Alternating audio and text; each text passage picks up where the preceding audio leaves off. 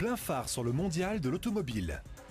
Bonjour à tous et bienvenue au Mondial de l'Automobile de Paris. Nous sommes en direct depuis le stand de l'ASFA, l'association professionnelle des autoroutes et ouvrages routiers, située pavillon 2.2, allée E. Toutes les heures, entre 10h et 16h, suivez notre émission Plein phare, consacrée à Ma voiture et moi. Avec nos invités, nous parlerons de l'actualité de l'automobile, nous vous emmènerons découvrir les coulisses du mondial, sans oublier bien sûr notre coup de projecteur quotidien sur quelques-unes des principales stars et nouveautés présentées ici à Paris. Le mondial de l'automobile 2012 est à suivre aussi sur autorouteinfo.fr et sur les réseaux sociaux avec notamment le @ ou le hashtag autorouteinfo. À voir également sur notre site toutes les vidéos de notre émission Plein phare présentée par les journalistes de la rédaction d'Autoroute Info. Dans quelques minutes, nous allons parler covoiturage et autopartage entre particuliers avec Anne-Sophie Connefal. Mais avant de retrouver nos invités, place à la minute de l'innovation.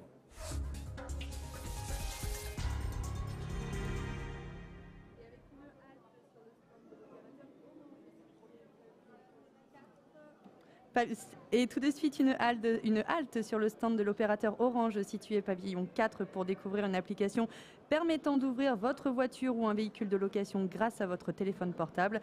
Première étape, vous placez votre mobile équipé d'une puce spéciale baptisée NFC sur le pare-brise du véhicule et la technologie fait le reste. Les explications de Dominique Mocard, président de l'ADM Concept, au micro de Florent Collange. Pour l'instant, vous avez des petites LED rouges qui sont en train de s'allumer. Sur le pare-brise de la voiture. Sur le pare-brise, vous avez la vérification qui vient de se faire. Le système vient de s'ouvrir, donc la porte est ouverte. Donc là, on peut monter maintenant à bord de la voiture. Voilà. Ça permet de déverrouiller le véhicule. Tout à fait. Alors, ce qu'il manquait encore, c'est que dans tous les véhicules du monde, vous avez aujourd'hui des clés. Et chaque clé a un système de sécurité qui fait qu'il faut inhiber cette clé. Alors quand je dis inhiber, c'est un vulgaire mot qui veut dire simplement que si vous laissez votre clé dans la voiture, normalement la voiture ne se ferme pas. Et là, comme il faut laisser les clés dans la voiture, parce que c'est le téléphone maintenant qui l'ouvre, eh bien, il y a cette keybox qui est une boîte qui en fin de compte enferme la clé à l'intérieur. Et quand vous arrivez avec le téléphone portable, c'est elle qui vous la restitue. Alors on va monter dans la voiture. À présent, nous sommes à bord du véhicule avec sur la console centrale, entre les deux passagers, la fameuse keybox. Alors cette keybox, c'est en fin de compte un gobelet. Et dans ce gobelet, vous allez trouver cette clé qui peut être de n'importe quelle marque de véhicule. Et un des avantages en plus, c'est que quand le gobelet va s'ouvrir, il va être aux couleurs de l'opérateur. Imaginons que ce soit Orange aujourd'hui qui loue la voiture, le gobelet sera à la couleur orange, et vous savez quand vous prêtez votre clé à un ami, là c'est pareil, c'est Orange qui ouvre sa boîte pour vous donner la clé de n'importe quelle voiture au monde et de n'importe quel constructeur. Un système intéressant pour les loueurs ou dans le cadre de l'autopartage. Cette innovation a reçu la médaille d'or du concours Lépine 2012. Alors justement, on va parler du covoiturage et de l'autopartage, mais avant cela, on va prendre la direction du studio de Chambéry pour une information prioritaire. Priorité à la sécurité sur Autoroute Info avec un véhicule arrêté sur les voies de circulation à la limite entre la Savoie et la Haute-Savoie sur la 41 Nord en direction de Genève. Ça se passe au kilomètre 113, 9 km après la sortie Grésy-sur-Aix, Aix-les-Bains-Nord. C'est la sortie 14. Vous ralentissez et vous serrez à gauche. Un véhicule arrêté sur la voie de droite dans ce secteur, kilomètre 113 de la 41 Nord en direction de Genève. C'est une information à suivre sur Autoroute Info.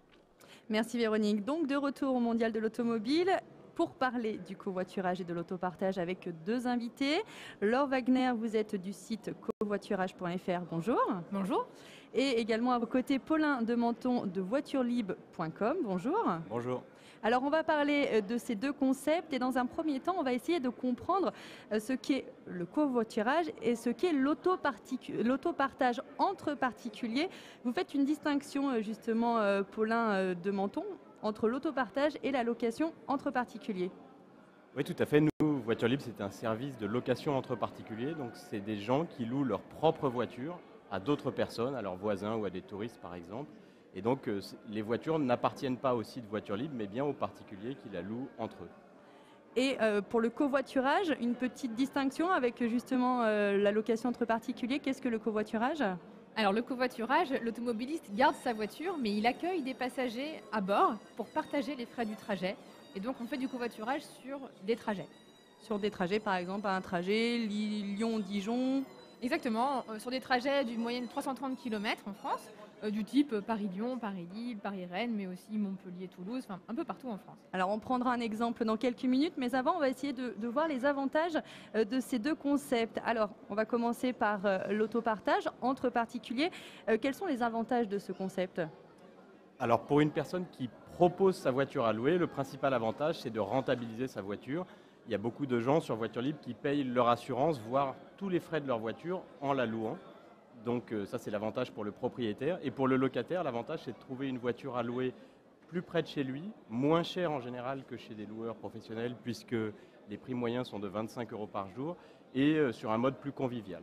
Alors ça peut être éventuellement intéressant pour quelqu'un qui habite une grande ville, qui se sert des transports en commun, mais qui a également un véhicule chez lui, donc il peut mettre ce véhicule à la disposition d'un particulier qui sort de la ville peut-être. Tout à fait. Il y a beaucoup de gens par exemple aussi qui ont des foyers qui ont 2 voitures. Donc les 2 voitures servent la semaine mais ne servent pas le week-end, ou il y en a une qui ne sert pas pendant les vacances. Et donc ils vont proposer une voiture à louer. Par exemple, tout le mois d'août, ça peut rapporter 400 ou 500 €, justement de quoi payer les billets d'avion par exemple. Alors donc dans ce cas-là, c'est le propriétaire du véhicule qui loue sa propre voiture. Et dans le covoiturage, alors Laure Wagner, Alors, le gros avantage du covoiturage, c'est qu'on partage les frais d'un trajet. Et donc, prenons l'exemple d'un trajet Paris-Lyon qui coûte 90 € au conducteur à peu près, 30 € de péage, 60 € d'essence. Et bien là, il va accueillir 3 passagers qui vont payer chacun 30 € en moyenne sur le site covoiturage.fr. Et donc, le conducteur roule gratuitement. Finalement, il fait son trajet Paris-Lyon gratuitement. Et c'est valable pour tous les trajets en France. Dès qu'un conducteur accueille 3 passagers, il roule gratuitement. Alors c'est intéressant également pour le passager, mais aussi pour le conducteur, de faire des économies certes, mais aussi de passer un agréable voyage. Ah, c'est sûr qu'un trajet en covoiturage, quand le conducteur accueille des personnes nouvelles, c'est plus convivial, on se rencontre, on se découvre, l'ambiance est cordiale, mais c'est hyper sympa. Moi j'ai rencontré un pompier, un ingénieur sur des barrages, une chanteuse lyrique ou des étudiants aussi en Sciences Po ou autres. Et donc, le fait de papoter comme ça sur la route, ça fait passer le trajet plus vite et c'est aussi plus sécurisant parce que la première cause d'accident sur autoroute, c'est l'endormissement en volant. Et autant vous dire qu'en covoiturage, ça n'est pas possible. Justement, et vous dites que c'est un avantage, mais est-ce que pour vos deux concepts, le covoiturage ou l'autopartage entre particuliers, est-ce qu'il n'y a pas un risque de faire des mauvaises rencontres ? Laure Wagner ? Alors, pas du tout. En fait, justement, tout l'intérêt de passer par covoiturage.fr, c'est que nous, on est un tiers de confiance. C'est vraiment organisé. Et donc, le site est très fiable. On a organisé déjà plus de 10 millions de covoiturages et rien à signaler. En fait, on sait avec qui on part. C'est ça qui est très intéressant, c'est que quand on regarde une annonce pour faire justement, prenons toujours le Paris-Lyon. On sélectionne nos critères, en fait. Exactement. On a un moteur de recherche et on sait que le conducteur s'appelle Benoît, on a sa photo, on a sa biographie, on sait ce qu'il fait dans la vie. On peut lire les avis qu'il a reçus de ses précédents passagers, donc on sait s'il est ponctuel, s'il conduit bien, etc. Et on a des pictogrammes qui nous indiquent s'il fume ou non, s'il accepte les animaux ou non, et on sait aussi s'il est bavard ou pas. Il y a un pictogramme très sympa. Comme ça, on sait si la personne est plutôt bla, c'est-à-dire pas très bavard, blabla, ou même blablabla. Alors, c'est qu'il est vraiment capable de tenir 5 heures de route en faisant la conversation. Et c'est d'ailleurs, j'en profite pour dire que ce pictogramme blabla a entraîné notre changement de nom. En fait, covoiturage.fr s'appelle maintenant Blablacar. Voilà. Justement, on en reparlera dans quelques minutes, d'où donc le fait de parler. Vous avez changé le nom de votre site. On en reparle dans quelques instants, mais avant, on va essayer de voir si du côté de l'autopartage entre particuliers, là aussi, il n'y a pas de risque de faire des mauvaises rencontres. Je ne sais pas, un conducteur qui utilise à mal la voiture ou autre. Alors effectivement, louer sa propre voiture, ça peut faire peur, c'est assez angoissant. Et justement, on a monté tout le principe de Voiture Libre pour essayer pour rassurer les utilisateurs. On a une assurance qui couvre toutes les locations sur le site. Donc déjà, il y a la garantie absolue pour le propriétaire qui ne perd pas d'argent en cas d'accident. Et il y a aussi toutes les fonctions sociales du site. Donc il y a des évaluations réciproques. Et il y a un service client qui est très présent pour qu'en cas de problème, ce ne soit pas le propriétaire qui se débrouille tout seul. Donc ce qui fait qu'on a vraiment monté tout le site autour de la sécurité et de la cordialité des rencontres. Alors justement, il ne faut pas le cacher, sous ces concepts, il y a un échange d'argent. Est-ce que le particulier, comment cela fonctionne ? Où est la limite entre je fais ça, entre guillemets, bénévolement, je loue mon véhicule, ça me rapporte de l'argent. Quelle est la limite avec un statut plus professionnel, Laure Wagner ? Alors le covoiturage ne permet pas de gagner de l'argent, il permet de faire des économies seulement. Quelqu'un qui voudrait se faire de l'argent en covoiturage, il faudrait qu'il demande beaucoup trop cher à ses passagers et en fait personne ne voudrait monter avec lui. L'avantage pour les passagers, c'est qu'en général c'est 3 fois moins cher que le train. Donc si un conducteur s'amuse à faire des prix trop élevés, il n'aura personne. Donc on n'a pas le droit de faire de bénéfices en covoiturage, il s'agit simplement de rentrer dans ses frais. Essence plus péage, ce qui permet déjà aux conducteurs de voyager gratuitement. Et pour tout ce qui est argent, en fait, il n'y a pas de malaise dans la voiture parce qu'en fait, les passagers payent en ligne avant le trajet. Du coup, ça les engage à venir, effectivement, et à ne pas laisser tomber le conducteur au dernier moment. Nous, on retient l'argent sur un compte de séquestre, tout simplement, pendant les quelques jours entre la réservation et le trajet, et on reverse l'argent ensuite au conducteur directement sur son compte. Voilà. Alors par exemple, l'autre jour, j'ai regardé votre site, pour un Lyon-Dijon, il faut compter 13 € par personne, c'est ça? Oui, environ. Et donc pour les passagers, c'est 3 fois moins cher que le train et le conducteur rentre dans ses frais. Alors à l'inverse, pour l'autopartage entre particuliers, puisque là, le propriétaire laisse son véhicule pendant que lui, finalement, il n'en a pas besoin, où s'arrête finalement ce petit côté service? Alors, la grande majorité des utilisateurs de voitures libres louent leur voiture de façon très occasionnelle. Et en gros, ça leur sert justement à payer les frais du véhicule et ils le louent pour bien moins cher que le barème fiscal, par exemple. Donc on est vraiment dans le domaine du partage de frais. Et ensuite, il y a quelques personnes qui peuvent le faire de façon beaucoup plus régulière et dédier une voiture à la location. À partir du moment où l'objet principal de la voiture, c'est plus de servir à son propriétaire, mais d'être loué, dans ce cas-là, évidemment, il faut être professionnel. Et là, on a le droit de le faire, mais il faut être professionnel et déclarer, évidemment, ses revenus. Et est-ce que l'autopartage, justement, entre particuliers, ça ne fait pas concurrence aux loueurs de voitures? En fait, on va principalement, sur Voiture Libre, c'est surtout des gens qui louent, qui n'avaient jamais loué avant, parce qu'ils trouvent des prix moins chers, il y a la proximité. Et en fait, on est plutôt en train d'augmenter le marché global de la location que de prendre des clients à d'autres loueurs. Et finalement, le principal concurrent des loueurs, ce n'est pas Voiture Libre ou les autres loueurs. Le concurrent des loueurs, c'est la règle du chacun sa voiture, c'est obligatoire. Donc on est plutôt en train de créer un marché, de rendre possible le fait de ne pas avoir de voiture et d'en louer au quotidien, et donc d'augmenter à long terme le marché de la location. Eh bien, très bien. Merci beaucoup d'avoir répondu à nos questions et d'avoir fait la différence entre le covoiturage et l'autopartage entre particuliers. Merci Laure Wagner. On va juste rappeler le site, puisque le site covoiturage.fr change, c'est ça?